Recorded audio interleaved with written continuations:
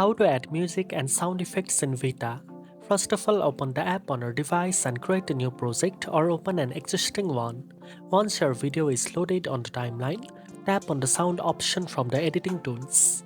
Next, select music to browse the built-in music library or from your device.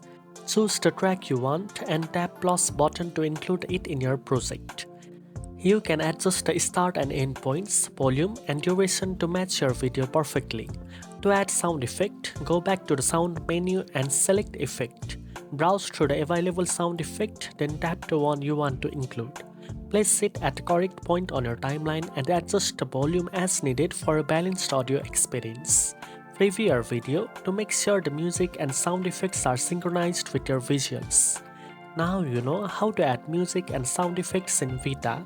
If you found this video helpful, don't forget to like, share and subscribe for more editing tips. Thanks for watching and I'll see you in the next one.